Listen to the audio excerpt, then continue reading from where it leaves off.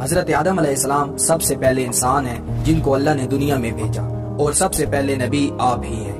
آپ کی اولاد ساری دنیا میں پھیلی۔ آپ کا ذکر قرآن مجید میں 19 بار آیا ہے۔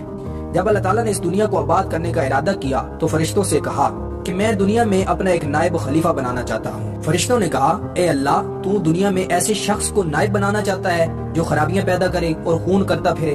ہم تیری تعریف کرنے کے ساتھ تیری تسبیح اور تیری پاکیزگی بیان کرتے رہیں گے۔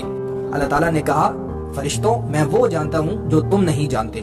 اللہ نے حضرت آدم علیہ السلام کو سب چیزوں کے نام سکھائے، پھر فرشتوں کے سامنے کیا اور فرشتوں سے کہا کہ مجھے ان چیزوں کے نام بتاؤ۔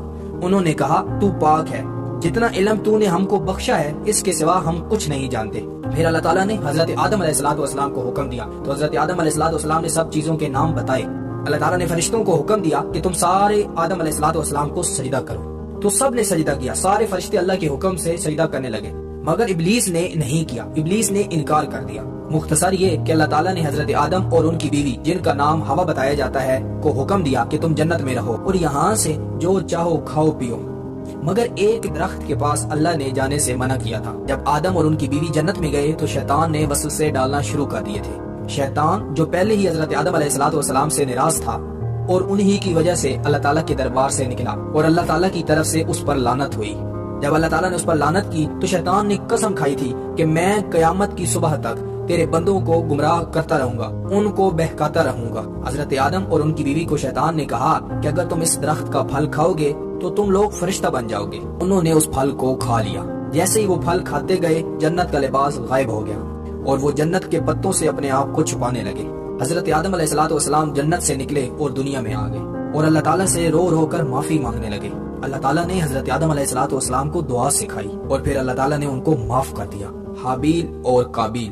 اللہ تعالیٰ نے فرمایا، اے نبی صلی اللہ علیہ وسلم، ان پر آدم کے 2 بیٹوں کا واقعہ پڑھو۔ جب ان دونوں نے قربانی کی، پاس ان میں سے ایک کی قربانی قبول ہو گئی۔ قابیل، جس کی قربانی قبول نہ ہوئی، اس نے حابیل کو کہا کہ میں تجھے قتل کروں گا۔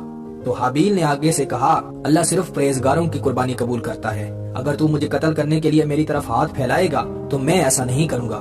بے شک میں اللہ سے ڈرتا ہوں جو جہان کا پروردگار ہے۔ بے شک میرا ارادہ ہے کہ تم میرے گناہ کے ساتھ لوٹے، بس آگ میں جانے والوں میں سے ہو جائے، اور زیادتی کرنے والوں کا یہی بدلہ ہے۔ قابیل نے اپنے بھائی کو قتل کر ڈالا۔ اللہ تعالیٰ نے کوے کو بھیجا، اور کوے کو اس لیے بھیجا کہ وہ اپنے بھائی کو کیسے چھپائے۔ اللہ تعالیٰ نے قابیل کو مہلت دی اور وہ عدن کی مشرقی جانب رہائش پذیر ہو گیا۔ حضرت آدم علیہ السلام اپنی بیوی ہوا کے پاس گئے تو انہوں نے ایک لڑکا جنم دیا جس کا نام حضرت ہوا علیہ السلام نے شیش رکھا تھا، کیونکہ وہ حابیل کا متبادل تھا جسے قابیل نے قتل کیا تھا۔